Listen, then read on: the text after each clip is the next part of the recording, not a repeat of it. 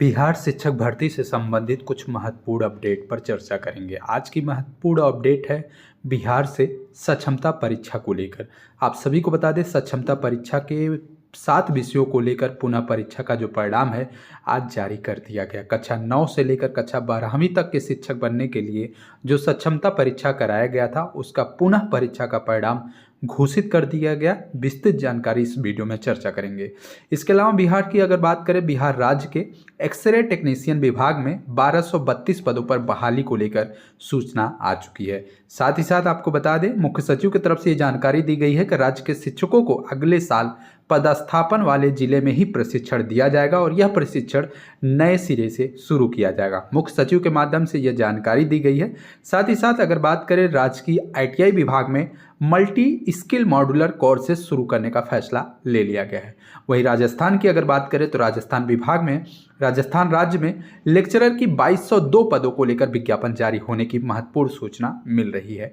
तो इन सभी खबरों पर हम विस्तृत रूप से चर्चा करेंगे। वीडियो में लास्ट तक बने रहिएगा, काफ़ी कुछ महत्वपूर्ण जानकारी आपको इस वीडियो के माध्यम से मिलने जा रही है। तो सबसे पहले बात कर लेते हैं सक्षमता परीक्षा को लेकर। आपको बता दें, बिहार बोर्ड ने दूसरी सक्षमता परीक्षा की कक्षा 9वीं, कक्षा 10वीं और कक्षा 11वीं और कक्षा 12वीं के कुल 7 विषयों के लिए जो पुनः परीक्षा लिया था, उस पुनः परीक्षा का परिणाम रविवार को घोषित कर दिया है। वेबसाइट पर www.bsckshmta.com पर परिणाम आप देख सकते हैं। आवेदन संख्या और जन्मतिथि दाखिल करके आप परिणाम देखने का साइट बना दिया गया है। कक्षा 9वीं, कक्षा 10वीं में कुल 5 विषय थे, जिसमें हिंदी, फारसी, संस्कृत, नृत्य और गृह विज्ञान की परीक्षा पुनः ली गई थी। इसके लिए 429 अभ्यर्थी शामिल हुए थे।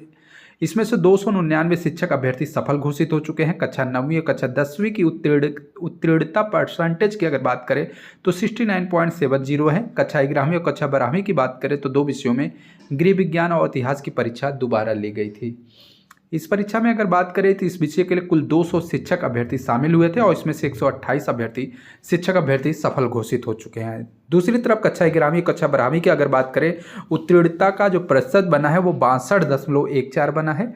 मालूम होना चाहिए कि 7 विषयों की पुनः परीक्षा 13 नवंबर को आयोजित की गई थी और दूसरी सक्षमता परीक्षा के शेष विषयों का परीक्षा परिणाम समिति की तरफ से 16 नवंबर को ही जारी कर दिया गया था। लेकिन 7 विषयों को लेकर पुनः परीक्षा आयोजित की गई थी और इस परीक्षा का परिणाम घोषित कर दिया गया। आपको बता दें, कक्षा 9 और कक्षा 10वीं के लिए 429 अभ्यर्थियों में 299 अभ्यर्थी सफल हुए हैं। कक्षा 9वीं और कक्षा 10वीं में परसेंटेज की बात करें तो पास होने वाले शिक्षक अभ्यर्थी की 69.70 है।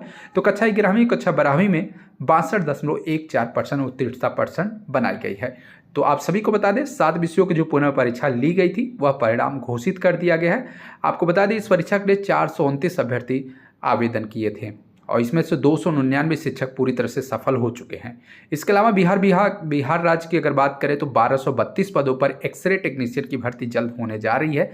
राज्य के स्वास्थ्य विभाग में 1232 पदों पर एक्सरे टेक्नीशियन की शीघ्र ही बहाली की जाएगी और यह बहाली अस्थायी रूप से रहेगी। स्वास्थ्य विभाग ने बिहार तकनीकी सेवा आयोग को बिहार एक्सरे टेक्नीशियन सवर के मूल कोटि के पद पर एक्सरे टेक्नीशियन के रिक्त पदों के लिए 1232 की संख्या में नियमित नियुक्ति करने का प्रस्ताव भेज दिया है। रविवार को इस बात की जानकारी स्वास्थ्य मंत्री मंगल पांडे ने दे दी है। उन्होंने कहा है कि राज्य सरकार मुख्यमंत्री नीतीश कुमार के मार्गदर्शन में लगातार नियुक्तियां कर रही है। राज्य के युवाओं के लिए रोजगार सृजन की दिशा में सरकार संवेदनशील है। इसी क्रम में स्वास्थ्य विभाग में भी विभिन्न पदों पर बम्पर बहाली होने जा रही है। उन्होंने बताया कि रिक्त पदों पर नियुक्ति प्रक्रिया जल्द पूरी कर ली जाएगी। इसके बाद 1200 पदों पर एक्सरे टेक्नीशियन की भर्ती का विज्ञापन जारी कर दिया जाएगा।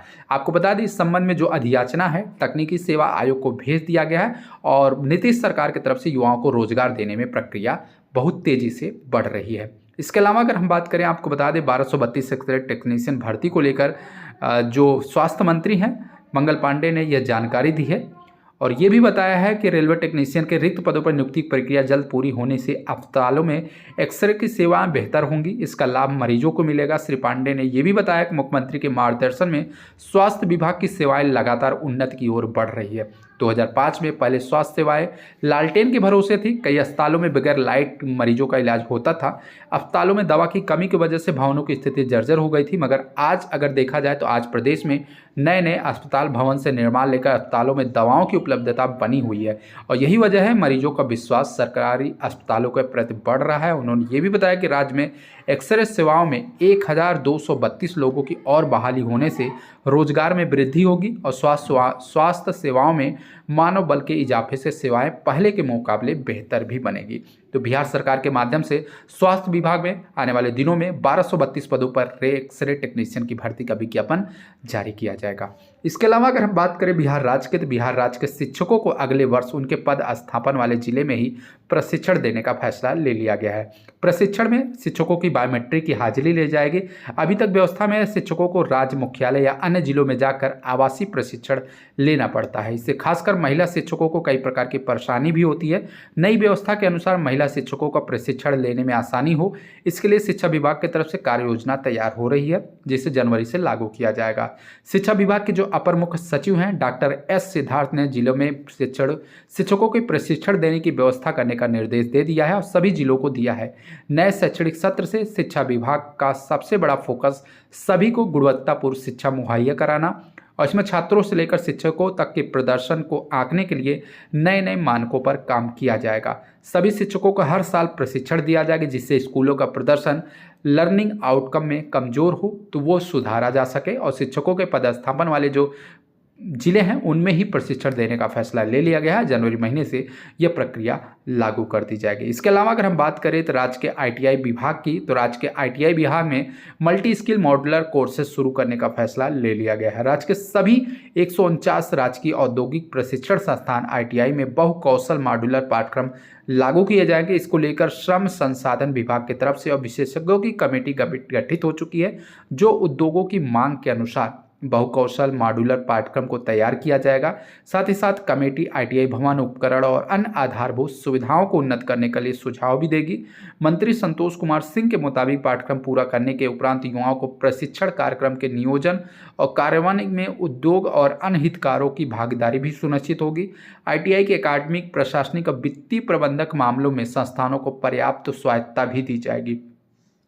संस्थानों के विकास के लिए उत्पन्न होने वाली योजनाएं भी बनाई जाएगी। श्रम संसाधन मंत्री संतोष कुमार ने बताया कि बहुकौशल मॉड्यूलर पाठ्यक्रम के तहत युवाओं को उद्योग केंद्रित प्रशिक्षण की प्राथमिकता दी जाएगी। साथ ही साथ प्रशिक्षण कार्यक्रम के नियोजन और कार्यान्वयन में उद्योग और अन्य हितधारकों की भागीदारी में सुनिश्चितता भी होगी। तो आईटीआई को अकादमी, प्रशासनिक और वित्तीय प्रबंधन मामलों में स्वायत्तता के लिए राजकीय आईटीआई में मल्टी स्किल मॉड्यूलर कोर्सेज शुरू करने का फैसला बिहार सरकार की तरफ से ले लिया गया है और बहुत जल्दी यह प्रक्रिया शुरू की जाएगी।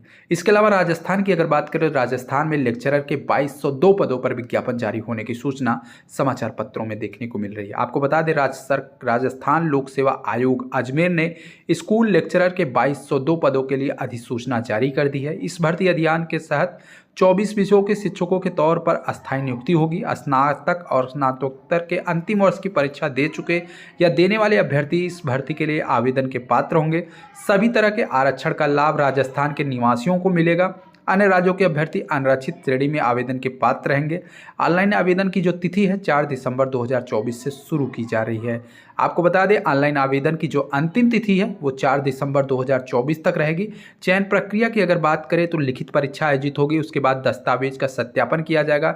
चिकित्सक परीक्षण के आधार पर योग्य उम्मीदवारों का चयन किया जाएगा। आवेदन शुल्क की अगर बात करें तो 600 रुपये SC/ST और पिछड़ा वर्ग, नॉन क्रीमी लेयर और अति पिछड़ा वर्ग, नॉन क्रीमी लेयर, EWS और दिव्यांग के अभ्यर्थियों के लिए 400 रुपये रहेंगे। शुल्क का जो भुगतान है डेबिट कार्ड, क्रेडिट कार्ड या कैश के माध्यम से किया जा सकता है। आयु सीमा की अगर बात करें तो न्यूनतम 21 वर्ष, अधिकतम 40 वर्ष से कम। आयु सीमा की गणना 1 जनवरी 2025 के अनुसार मानी जाएगी। अधिकतम आयु सीमा में राजस्थान के SC और ST के और पिछड़ा वर्ग और अति पिछड़ा वर्ग के अलावा EWS वर्ग के अभ्यर्थियों को 5 वर्ष और महिलाओं को 10 वर्ष की छूट भी दी जाएगी। आवेदन प्रक्रिया करने के लिए वेबसाइट जो बनाई गई राजस्थान.gov.in पर जाकर आवेदन किया जा सकता है। तो ये महत्वपूर्ण अपडेट है।